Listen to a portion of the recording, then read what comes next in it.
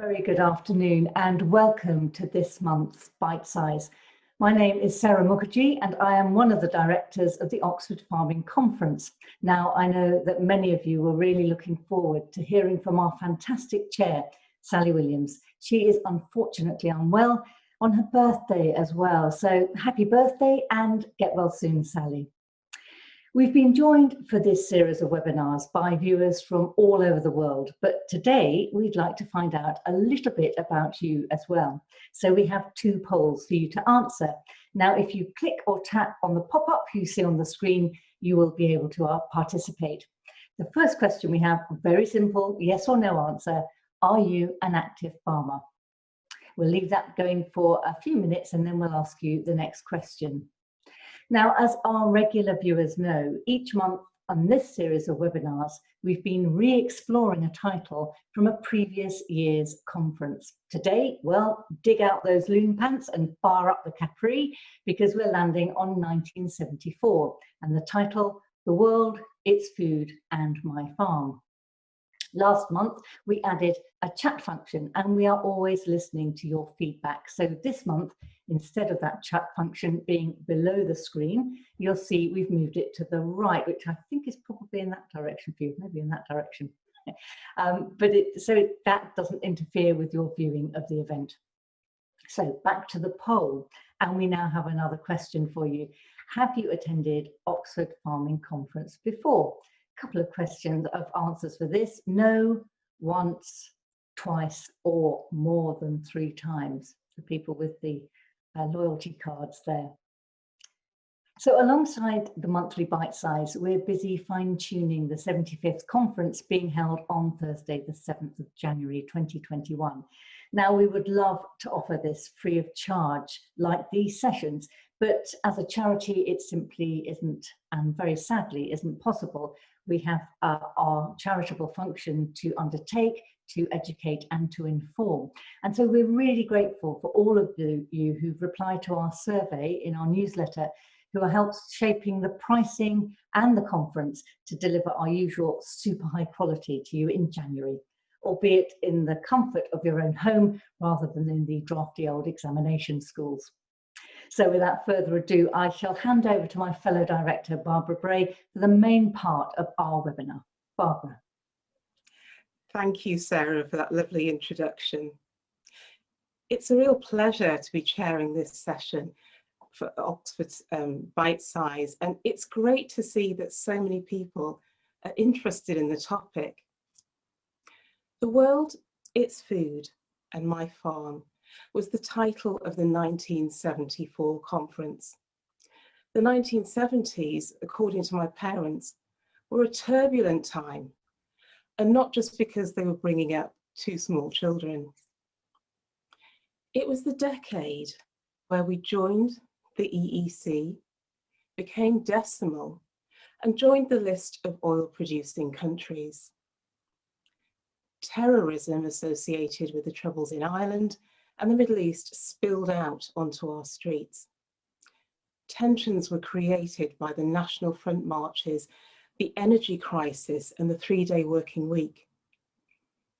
We had a prolonged drought and the worst unemployment record since the 1930s.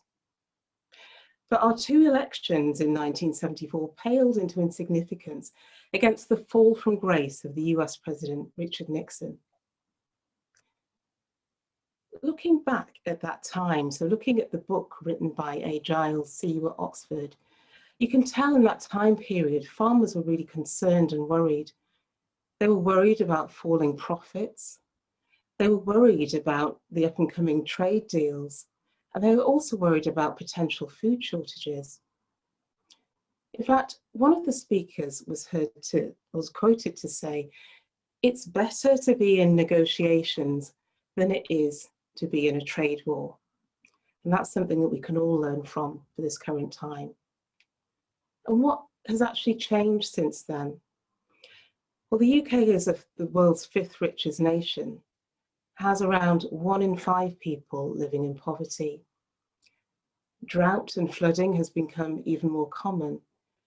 And as we enter a recession and unemployment rises, Maybe we can look back on the 1970s for some of their wisdom.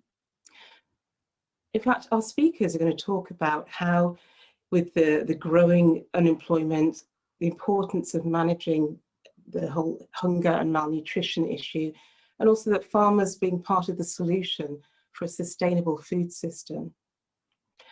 So I'd like to introduce my fantastic lineup of speakers for today, starting with the UK ambassador to the UN Rome-based agencies, Terri Sarch, followed by the president of Emerging Ag, Robynne Anderson.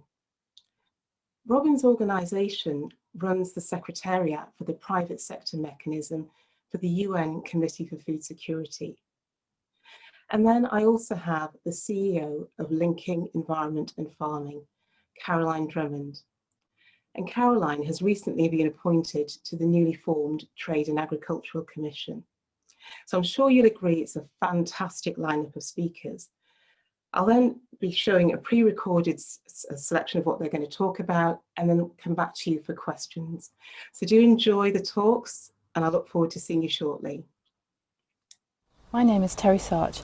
I'm the UK Ambassador and Permanent Representative to the UN Food and Agriculture agencies in Rome. Those agencies are the Food and Agriculture Organisation, the International Fund for Agricultural Development, and the World Food Programme. FAO also hosts the Committee on World Food Security. All three do different jobs, but they share the goal to end hunger. And ending hunger by 2030 is the second of the UN Sustainable Development Goals, or SDGs. I am one of hundreds of national representatives to the UN in Rome, and almost every country in the world has an ambassador or a permanent representative. We're called Perm Reps for short.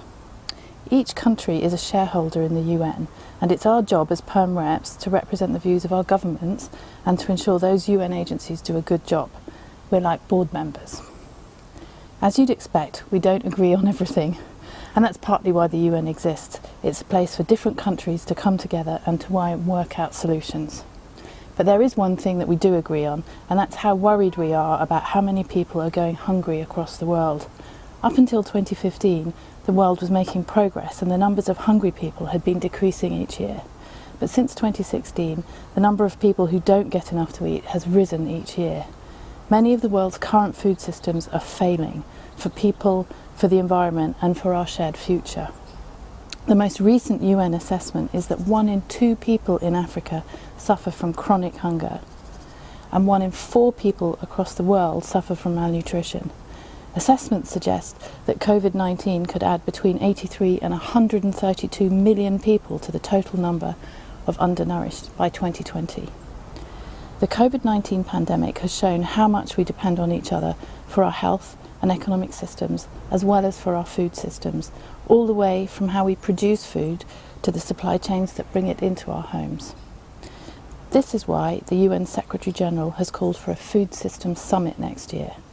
The aim is to awaken the world to the fact that we must all work together to transform the way the world produces and consumes and thinks about food.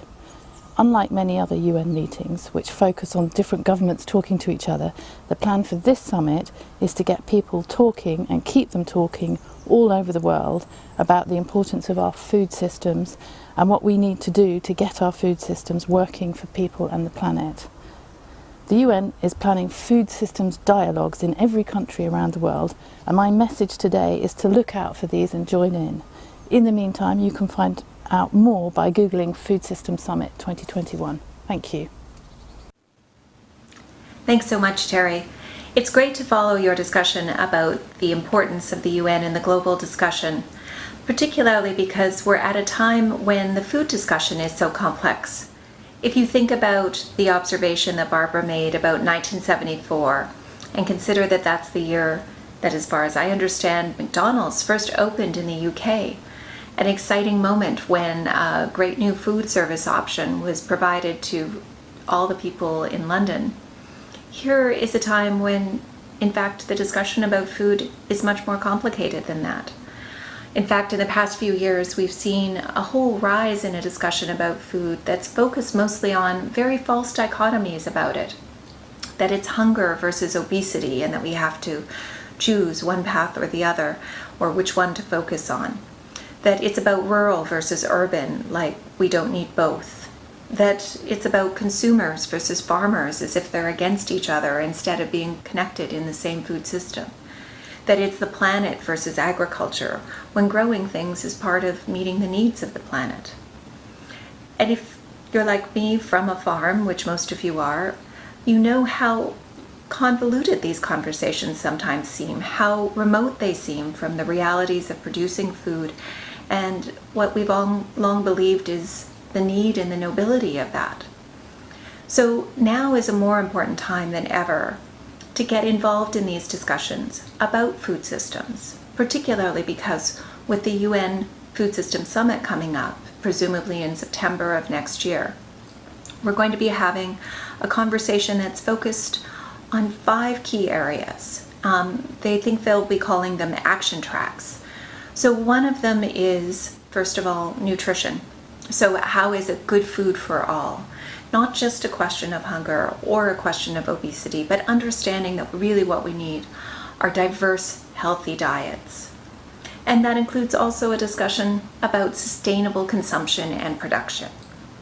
This is the question of how are we making use of that food? Are we wasting it? How do we tackle food losses? And then the question of nature positive production. How do we go about making sure that the way agriculture is produced and that we use the planet in a method that actually supports the planetary boundaries that we all face, whether that's GHG emissions or whether that's water quality or soil quality.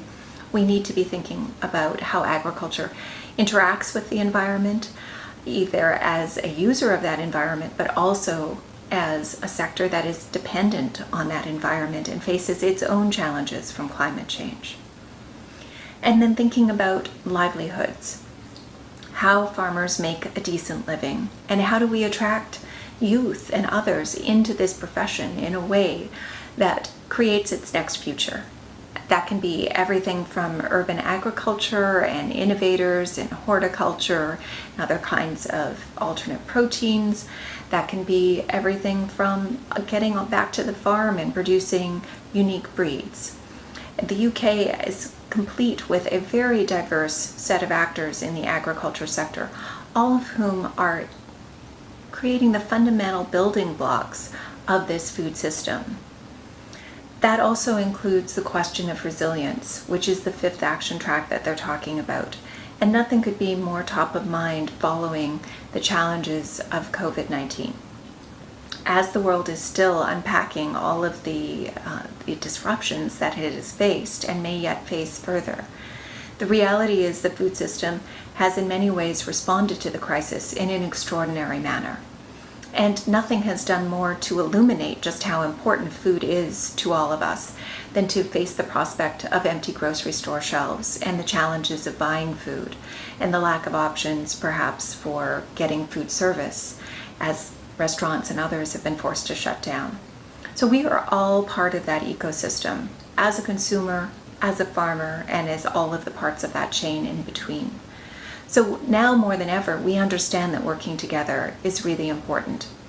And with that in mind, it couldn't be more timely for us to be talking about where we've been and where we're going with our food systems, particularly because there will be an opportunities for both farmers, agribusinesses, and also for NGOs and academics to all be engaged in this food systems discussion. So we encourage all of you to get more involved. Thank you so much. How interesting to reflect on the differences and similarities from 1974, when the topic of the world, its food and my farm was debated at the Oxford Farming Conference. Like today, the farming sector was facing unprecedented change. Back then, discussion around environmental protection had just begun. There was a new Department of the Environment. The climate was just starting to be talked about, and of course, weather was on the agenda for farmers with global droughts. Public pressure was starting to bite around the environmental effects of pesticides, with declines in environmental habitat health. We were new members of the EU. Fast track some 46 years on, and today we are moving out of the EU, and whilst there are still some of the same concerns, so much has happened, with farmers' capability to be more productive, not only protecting the environment, but enhancing it, with systems such as integrated farm management demonstrating the inherent value of nature to create solutions for the delivery of more sustainable agriculture. We now face a climate crisis, with farming under an intense spotlight, not only in terms of its environmental impact, but as a key part of the solution. One thing for certain, there is always going to be change. And so it's important for farmers to be in control of the things they can control. And this brings me to the two themes I would like to touch on, namely health and diversity. Firstly, health. We need a healthy environment, a healthy business bottom line, and healthy people, all areas that farming touches.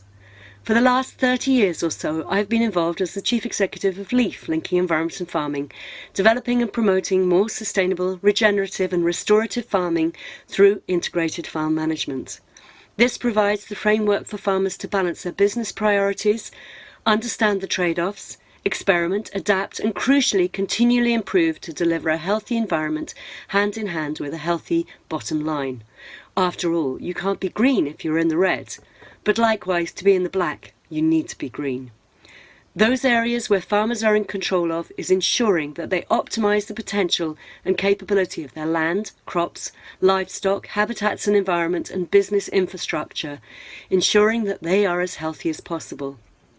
As we move forward into a post-Brexit world, away from the CAP and into a new system of support for farmers, we need to embrace the new opportunities such as ELMS and reach out to wider, more public-private partnerships with new markets and step up to measure and demonstrate what we deliver and their part to play in restoring the health of our nation. Indeed, the new National Food Strategy could not be more timely. As a Nuffield scholar, I looked at what can farmers learn from science to improve the nutrition of our food. It still staggers me that whilst as an industry we are producing food, we are not taking the opportunity to place farming centre stage as part of the solution to people's relationship with food and the growing challenges around non-communicable diseases. Improving farm productivity and performance through improved soil health, variety selection, crops, livestock and rotations are key to healthy diets. Indeed, rather than people reaching out to vitamin tablets, they should see their food as an inherent part of the importance of their health. Moving this into the marketplace to reach out to consumers will be essential. Assurance schemes like LeafMark will be a key driver in developing and living landscape health with people's lives, their plates and personalised well-being. Finally, diversity. We need diversity in our crops, rotations in our habitats and environment, of course in our farmers, farm types and systems, as shown through Leaf Open Farm Sunday. Diversity within our farming should also reflect the true diversity within the food system, where we have culturally rich food choices, and we are an industry that has not even begun to embrace and take advantage of this. Global trends will continue to be focused around the importance of health and diversity, reflected in national and global targets such as the 25-year Environment Plan, the new Agriculture Bill, the National Food Strategy and the Sustainable Development Goals. Now is farming's time to shine, to embrace change and be in control through learning, adapting and innovating and building on the strong foundations of our farming sector. I am reminded of a quote, "Life is a storm that will test you unceasingly. Don't wait for calm waters, they may not arrive. Derive purpose from resilience, learning to sail the raging sea." And as I look at our LEAF members, I admire how much they are embracing change, experimenting, adapting, challenging themselves through linking environment and farming. I know and feel confident that as a farming industry, we will only get stronger and create a beacon for world-class farming. Thank you. To our three speakers. That was a lot of information to take on at any one time, and I can see from my colleagues that the questions are about to come in thick and fast. So I'll start, if I may, with a question around trade. So I think it looks like that the theme is really pulling together on trade. And Terri, I'd like to ask you first. So the UN Food Systems Summit is likely to produce ideas and recommendations that benefit the global community. How could this impact international trade deals in general? Gosh, Barbara, that's that's a difficult question. It's a good question. I hope that I'm hoping that what it will achieve is much more awareness across the public about what goes into the production of our food and what impact that has on the environment and so on. So what I'm hoping is it will stimulate a public debate in the UK, but all over the world, about how our food is made, who produces it, what impact it has, and what it does to us in terms of our healthy diets. And I'm hoping that that public discourse will actually shape the way trade deals are done. So that's my hope. I don't know what will happen, but that's certainly my ambition. Thanks, Barbara. And thanks for that. I'd like to follow that with another question on the Food Systems Summit. It seems like it was really popular. We've got a participant who's saying that it doesn't seem like the issue of distribution is addressed in the Food Systems Summit. Terri, would you know anything more about that? Have you got any of the latest details about what the focuses will be? Well, you know, Robynne, in her talk, Robynne talked through some of the action tracks. And of course, one of the action tracks is about equitable livelihoods. And that's about making sure that everybody, whatever their role is in the food system, actually makes enough money to have, or gets enough income to have a decent livelihood. And so I would say maybe it's not explicitly we haven't talked about that explicitly enough in our introductions now, but absolutely it's a fundamental objective of the Food Systems Summit. And indeed, as I mentioned in my talk, there's huge concern about the rising number of people who are so poor they don't get enough to eat. And that, of course, is a huge focus of the summit, and making sure that people do have the income and the food that they need. Thanks, Barbara. Thank you, Terri. I'll stick with the theme on trade and ask Caroline. So we know that the food security picture for 2021 is quite varied across different regions. And do you anticipate an increase in measures restricting trade? By food security in terms of the challenge around for UK specifically, or across a global piece? I'm thinking across the global, but also we've had our own issues with flooding and the poor weather we've had in the UK. So do we think that there's a knock-on effect? Are other countries going to start being more protectionist about their crops and making sure they can favour their own people? I mean, I think it is a big concern. If you take China as a good example, they already have about a year's supply of grains, rice and wheat in particular, and one of the things that they have really focused on is building the capacity and building their storage. And if you think about the reality, we were lucky in a way, if you call it luck, around COVID, in that it has come in at a time when it's been our production time. And so we were moving into when we produce our vegetables and a lot of our fruits. And I think if we have a spike over the winter, it's going to be a big challenge, because we will have picked away at many of the supplies and the storage that actually the retailers and many of the processors were starting to look at for a Brexit situation. And so, yes, I mean, I think the food security challenge is always an interesting one, because it's often equated to self-sufficiency or protectionism.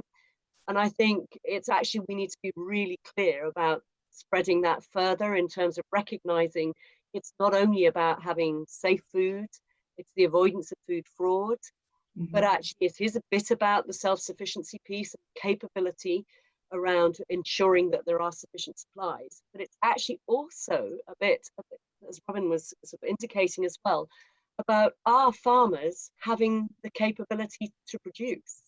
So access to inputs, or access to machinery, access to knowledge and research, and skills as well within that space. So I think, you know, the food security piece is not just having a lot of things in the store, it's also about the capability as well that's going to be so key.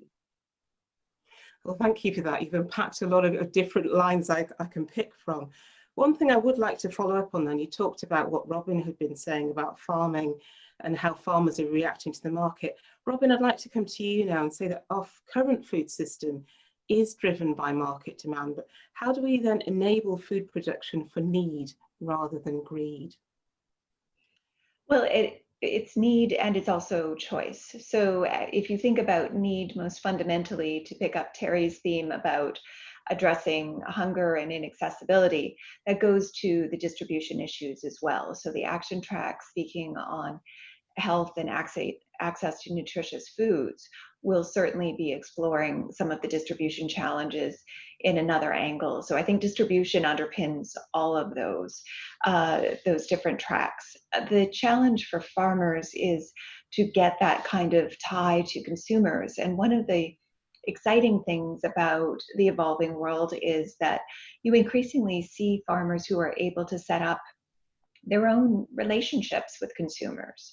In the UK, you have lots of farmers who are getting group funded or setting up vegetable clubs. So they're getting deliveries into city urban consumers that are helping to support them. I know several young people actually all over the globe who have set up their farms and gotten that initial capital by creating these kinds of innovative ties to getting the food that people need, but also the food that people want. And consumers have a very different ability to engage in the food environment now and make clear some of the things that they want. And really forward-looking farmers will be thinking about how to serve that. There is absolutely a role for the distribution chains as we understand them to be, whether that's into a grain handling sector that's meeting global demand. And I thought Caroline framed it very well, that in fact, one of the powerful things we've learned during COVID is that the global grain system actually responded better in many cases than local markets. And so even though the innate reaction to the crisis has been, we have to think about self-sufficiency, the reality is of the grain transportation solutions kept us all in the game in many ways. And we owe those grain traders a lot of credit for very nimble response as things came a bit apart at the seams over the course of the spring. They were able to shift. And so we need the system to have all of those elements, strong local ties to farmers and global chains that are functioning. And along the way, farmers need to find their space where they really add a value in that system. And I think to date, they haven't been valued enough. So I hope this discussion really lets farmers not only be heard, but also to be thinking about how they are building up their place in those chains. Thanks. Thank you for that, Robynne. And I liked a lot of the things that you were describing there, and I hadn't really understood the impact of those decisions made by the grain industry at the time. I think everyone had their head down in their own bit of industry, and you don't see that everyone else is running along to try and get food to our tables. Caroline, I'd like to bring you in on that same point around market demand and distribution, and just not necessarily concentrating on COVID-19, but what your thoughts are about how we enable food production for need, and do we need some kind of policy intervention in there rather than expecting youngsters to come up with the new ideas and people to be nimble on their feet? What do you think on that? Yes, I mean, gosh, you sort of set the scene really for some very hard decisions about our relationship with food. And you know, there's the food that we like, you know, there is, I think, some of the donuts that are perfectly balanced butter and sugar content, for example, which are the ultimate taste tingling response that we need, which is probably not very good for us, but we need it. And I think there's that food that we should eat because it is feeding our souls and also our health. And I think what has become increasingly evident and increasingly strong that we should be feeding more for health. And we certainly have no alignment on a global scale between what we produce and what we should eat. There's some wonderful work that's been done at Guelph University over in Canada. And when you look at the healthy eating plate, you know, 50% of our plate should be vegetables, good quality meat, fats and diets, but proteins, you know, all in a good balance. And then when you look at what we produce, pretty well 50% of our land is down to grains. Mm-hmm. And, you know, we are so out of sync. And I think the pressure now on that food chain, and the fact that we have had, and it's not just here in the UK, but across the globe, there have been some pretty disastrous harvests over, and growing conditions over the last sort of 6 months, is increasingly putting a focus on, let's start looking at the right crops for growing. And, you know, the diversity piece is absolutely key. You know, it is about a diverse environment, but actually also diverse crops. Yeah. We are dependent, 60% of our diets is dependent on 3 crops, namely maize, wheat and rice. And yet there are 300,000 edible crop species. So somewhere along the line, to try and start actually embracing some of these things would be good for our farming and actually good for our health as well. That is so true. You're a nutritionist dream to listen to, Caroline, it must be said. Now, there is a question from Tom Clark, which kind of speaks to what you're already saying, so I don't necessarily need you to repeat all of that, but he does say that he's startled to hear the number of hungry and malnourished people rising since 2016. So his question is, can we afford the luxury of de-intensifying food production in the UK if we're facing a global shortage? So if you could give us a few comments on that. I'll ask that question to both Caroline and to Terri. Well, should I kick off on that, Barbara? Yeah. I think, you know, the analysis from the UN on the causes of that increasing hunger. I mean, the predominant cause of that is conflict, and conflict that prevents people being able to either grow their own food or go out and buy their own food. And indeed, you know, increasingly we're seeing hunger as a weapon of war, and that's something that United Nations Security Council members have resolved that they don't want to see that, but nonetheless it's happening. So there's a big part of it which is about conflict and war that's creating hunger, but there's also part of it which is about climate change as well. And I think, you know, there is an issue about supporting people to become more resilient.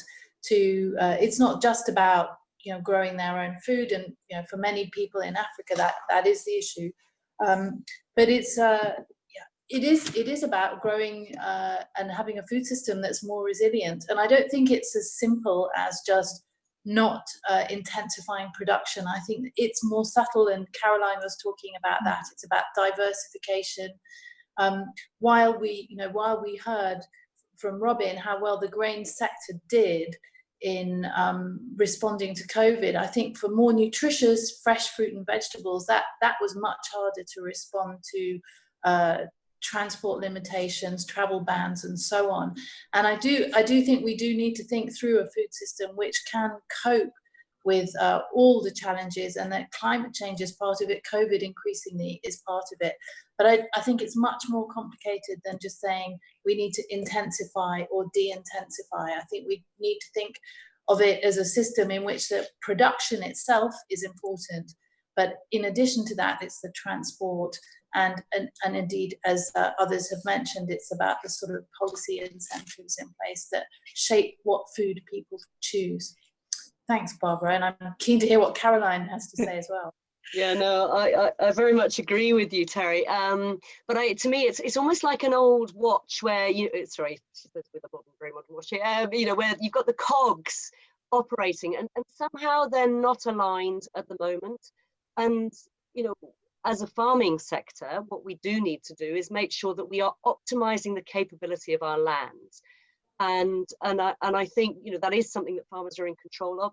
The challenge is the market isn't demanding, and we've had some very interesting discussions recently with a lot of our farmers. And you know, much as they would love to produce nutritionally enhanced produce, actually there isn't a premium, or there isn't a market, and actually often there aren't the varieties to support the capability of that as well. So, you know, we could do our bit, which is, I think, around optimization, and I think it's around looking for the challenges. But as Terri said, you know, there's the marketplace that's got to be doing something, the distribution aspect, and that's really complex. And we as individuals need to change our diets. And, you know, that's one of the great, again, great opportunities that has come out of COVID, is the fact that people have started to eat from scratch much more. But how quickly we can revert into the easy habits of cheap, low quality takeaway produce sometimes. And I think we just need to make some of the health piece much easier in the marketplace as well. Oh yeah, I mean, if you look at sweets, or if you look at, you know, snacks, there are very few high quality vegetable snacks that you can get on a train or on the motorway, or you know, just and so we need to kind of rethink a whole new food system in that space as well. Thank you, Caroline, for that, and that call to action to fruit and veg entrepreneurs to get out there and make us some high quality snacks. Yeah. So, and you know, it's interesting what you say about the food environment. So you've heard me talk a lot about we have to improve the quality of our environment. It's not just about individual choices, a whole piece around lifestyle and the conditions that people live and work in that affect those choices. So where you live actually dictates a lot more about your health outcomes. So it's interesting that you brought that up as well. So now I'd like to move on a little bit more onto what farmers as individuals can do. We've got a question from Lisa Morgans, who's saying, how can farming and farmers contribute more to policymakers while still doing the day job? You know, when you've got larger food companies, for example, the ones that are members of the private sector mechanism in the UN, who've got people who are dedicated to that and have the time. So I'd like to start with you, Robynne, first, since that really is your role, is about encouraging that piece, and then go on to Terri about how people can get more involved in the Food Systems Summit. So Robynne first, please. Well, thanks. Barbara, you yourself are a great example of a smaller business person who has been able to make a tremendous contribution and impact in this space. And many of you may not know, but Barbara has come and spoken at the UN Committee on Food Security on several occasions, speaking very effectively and passionately, particularly about quality of food and nutrition. And by the same token, we welcome farmers regularly into those discussions, and in fact, place a premium on ensuring that farm voices are included in those moments. So yes, absolutely, it is busy times. It's harvest here in Canada, and our family's on the farm and busy with that. So it might not be the moment right now for the most part, but in another month or two, hopefully all being well, there is a bit of time to get back into the policy discussion. And I think it behooves everyone in the sector to speak up proudly about what you're doing well, keep your ears open for the things that you can do better, like diversification, and to keep your own work front and center in this conversation, particularly because it's a relatively short sprint. It's 1 year from now. So if you think concretely about being engaged once a month for a year, that is not unduly daunting. So I encourage everyone on this conversation and around the globe to get involved. Thank you very much for that, Robynne, and that lovely compliment. And I hadn't really appreciated that you were bang in the middle of harvest as well. So I feel a bit guilty for taking you away from that, but I'll now move swiftly on to Terri. And if you can tell us a bit more about how people get involved in the Food Systems Summit next year, that'd be great. Thank you. Sure, Barbara, but before I do that, I wanted to pay tribute a bit to the work that Robynne does on the Committee for World Food Security and the pioneering work that she and her team have done to bring in British farmers into the debates at the UN. And I can't tell you how seriously people listen to farmers when they speak. And, you know, I had the privilege of chairing a session at the FAO conference last year, and we had a series of 5 young farmers speak in the plenary of the meeting, and their interventions were listened to so carefully and so well respected. And you know, that's largely part down to the work that Robynne and her team have been doing to bring in the voices of farmers, and particularly young farmers, to the UN. So I would say there's a real appetite to hear more directly from farmers. as you've seen, I'm a diplomat. I'm not a farmer myself, although I have spent time working on African farms, so I know some of the challenges. But there are many diplomats like me who are really keen to hear directly from farmers.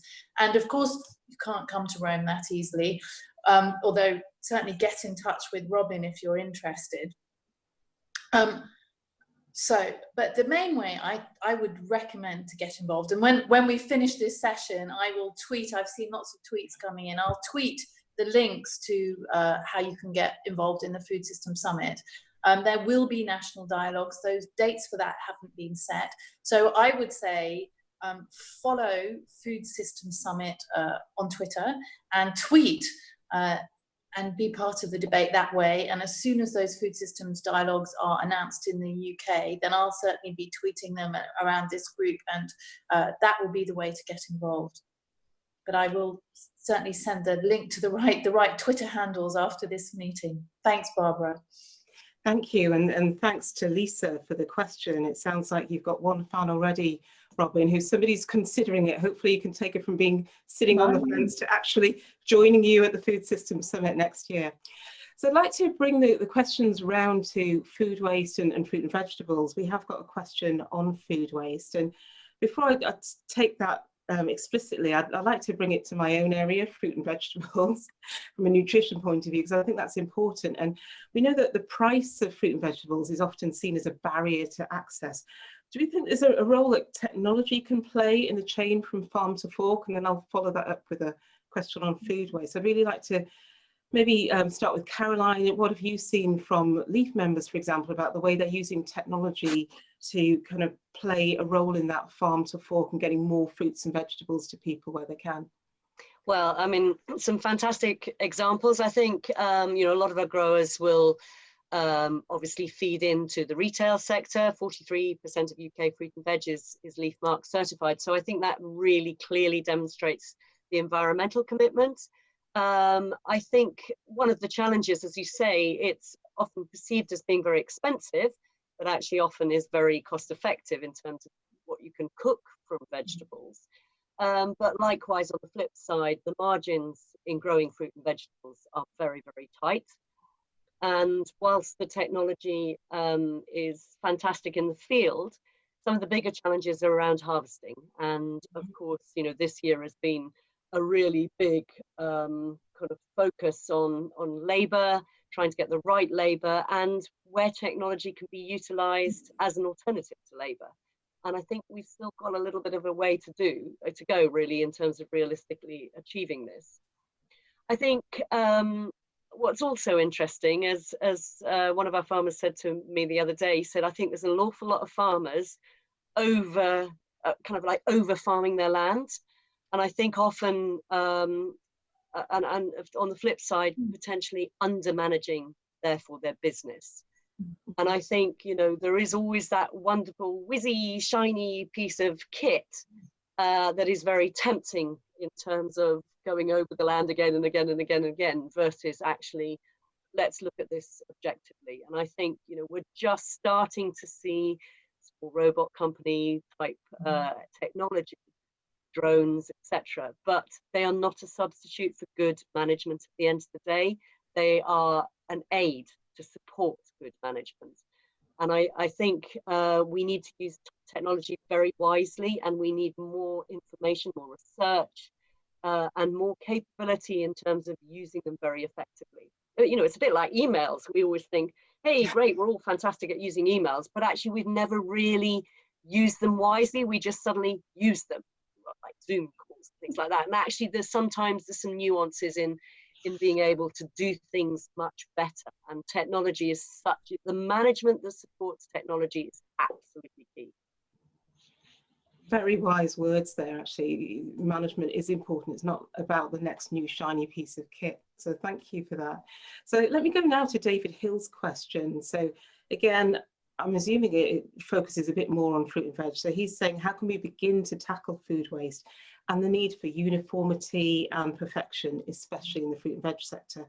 And he wants to know, is it really a consumer issue, or is it more supermarket marketing. So again, I'll put this back to Caroline, because our system in the UK is very different from that in the US or Canada or the rest of Europe. So I'll throw that one back to you, Caroline, please. So I mean, I think there's been a lot of good work done around the waste piece. It's not a it's everybody's issue, food waste at the end of the day. I think whether that be waste at the retail sector, in field, right through to us, in our fridges. And I think, one thing again that's happened is that people are wasting less, certainly at home. And because they have the time or they have the capability to reutilize, the carrot that's gone hairy in the bottom of the fridge, sort of thing. So I think, without a doubt, we need to be working on better frameworks, and we're doing a lot of work under the Coltard 25, which wrapper developing, working with farmers, but also working across the food chain in this space, along with a lot of others. And I think, we need to do more measurements. We need to find out where the weak spots are, but also where the sweet spots are. And one thing that we've seen a lot of in supermarkets is the fact that people aren't too worried about whether it's a big carrot or a smaller carrot, whether it's a bit knobbly, and things like that. So I think it is about education, it's about measurements, and it's about responsibility, and everybody's responsibility, really. No, I do like that answer. It is everyone's responsibility. But I was at a conference with nutritionists, and one did say that when you look in people's waste bins, you never see ice cream or crisps. So there is a point to that, isn't there? So I'd like to move on to looking at the whole piece that Robynne touched on about are the sides all linked up. So the food systems approach, it implies that the sides are linked up from consumer to farmer. So Robynne, do you think that can happen in the real world? Well, I think it can happen in the real world, and fruit and veg does it better than anybody else, in the sense of farmers markets have been the next trend in actually shortening that chain. But I think one element that we didn't touch on so far is also the value-added processing part of that. And we're alluding to it in the sense of, we're talking about fruit and vegetable waste. It is a perishable product. This is true for meat as well. As Terri said, it was challenging during COVID for those reasons. But if we're going to address that, it's not only that you have to have that product fresh because it is perishable. What is the value-added opportunity to make it into a snack, either through longer shelf life packaging, which might make it more snackable if you're on the motorway, or can you process it into something that's a little bit different, that can be then accessible to people, but you're getting value from the nutrition. And that processing stage often has tricky elements from a nutrition perspective. But unless we're able to take those carrots and make more carrot jams, or make other products like carrot chips or other things that bring the ability to keep that shelf stable, we'll always be subject to that overproduction also in season, right? When all the produce comes off in the autumn into the markets, everybody enjoys all of the range of broccolis and Brussels sprouts that come at that moment, gorgeous fresh apples, and then the farmers are dealing with that bulk of harvest. What can you do to stretch that out? And I think that's the place, especially on fruit and veg, where the chain's really broken, is we haven't invested anything in making that product more durable. We only address it through creating access through other timely seasonal production or through greenhouse production. We miss that gap entirely. That adds the convenience factor as well. Thanks. Can I just build on that? There was, Robynne's reminded me of a really exciting sort of innovation of somebody, often with waste vegetables. Actually, sometimes you can change them into a fantastic product. And I don't know if you remember space dust, which was a sweet that you put on your tongue and went pop, pop, pop. And they made out of waste beetroots, really vibrantly coloured sweets, but not, it was naturally sweet, and it was actually utilizing a nutrition that is valuable and very healthy. So I think, there is a tremendous amount of opportunity for the processing sector, but actually also, dragging back a little bit of the added value to pre-farm gate as well. That's going to be very important. No, thank you for that addition, Caroline. And it leads me in nicely to a point that's been made by Phil Christopher. So he's saying between the original point that you raised about what we should eat and the reality of what food industry and retailers do, you know, should there be some sort of modifications? So, you know, when we're looking at repurposing waste, for example, like you just described, how do we draw a line and say, well, we're doing it in a healthy way, or we're doing it, you know, what are the mechanisms or what are the ways that we can modify that middle space between what we do and what we should be doing? I'll push that back to you, Caroline. Great. I think you're probably better at answering that question than me, actually. I mean, I think this is where we have such a fantastic opportunity with the National Food Strategy now here in the UK, right in the centre of the public debate. And I don't know if we do have the answer yet, but actually someone somewhere will have some ideas. And if we can harvest those ideas well now, we can start bringing it into policy or bringing it into, you know, creating one idea always sparks off an idea in someone else. And it may be that a farmer says, well, that's interesting because my grandfather used to do that. Or, you know, and so I think this is where the conversation, and as Terri said, you know, the conversations are happening now and we need to be a very active part of them, but we should be listening as well as obviously having those conversations very hard to the ideas that are out there for those questions that, quite frankly, we don't know the answer for at the moment. Well, that's a great answer, Caroline. And it does lead me on to another question that touches on something that Robynne said earlier. And I'd like to know, how do we encourage farmers of different systems to engage with each other and share learning? So I'll go back to you, Robynne, since you introduced it in your talk.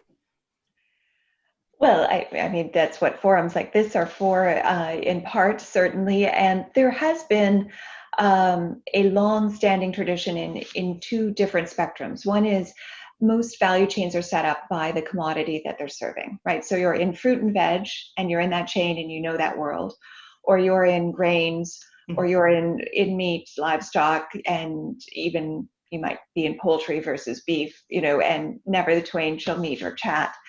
And that's something that we do need to change at many levels, because the Food System Summit is going to drive conversations in other ways. So right off the hop, the farm constituency is being organized around regional farm groups. And the UK has traditionally been part of the EU regional groups. And now you're going to have to think about how you participate in that in a different way. So you have a variety of challenges there, or you look at the Pacific area, and oddly, Australia and New Zealand aren't coordinated into a group, or North America or Latin America aren't coordinated into a regional group. So there's already going to be some dynamics cross-country, but I think cross-sectorally is really important, because honestly, we need to think about a person's plate, and we know that that plate needs to be full of diverse, healthy foods. And we never think as farmers about how we're supporting that plate of healthy, diverse foods. And governments don't think about necessarily how they're accelerating the diversity of that plate either. So many interventions are frontline, perhaps school interventions, which are extremely important for nutritional security, even in a country like the UK. But it's also the case that if you want that fruit-veg balance on the plate, how are you accelerating that through the system and having a conversation with the whole of food chain? One would hope that that's the outcome of a food system summit, is to be talking normally in food systems dialogues beforehand, but ever after there, about the ways in which we work together.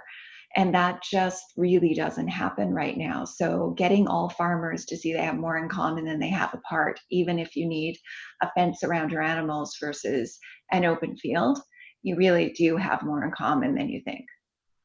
Oh, thank you for that, Robynne. And I'd like to address another thing for Terri. So just on the pulling on from what Robynne has just been talking about, and the kind of health and sustainability, we know that the UN is currently writing voluntary guidelines on food systems for nutrition.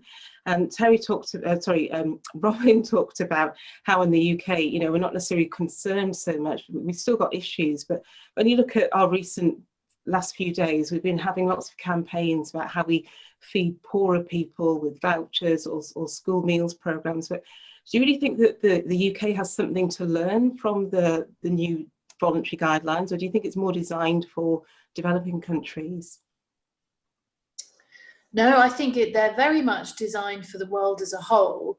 And there's been a lot of intense debate, and the negotiations are ongoing, and UK is very involved in them. I think, we are passionately concerned about the growing numbers of hungry people who don't get enough to eat, but we're also concerned about the people who eat too much and eat too much of the wrong foods. And those guidelines are, the negotiation process is gonna be tricky, because there are all sorts of different perspectives. And as I said in my introductory video, we don't agree about everything in Rome, and there are lots of different views, and there are lots of views from countries that are, for example, major livestock exporters, who don't want to see any bans on red meat and so on. So there's lots and lots of debate going on, but I'm pretty confident that when we get there and we agree on the negotiated guidelines, they will be relevant not just to developing countries, but they'll be relevant to everyone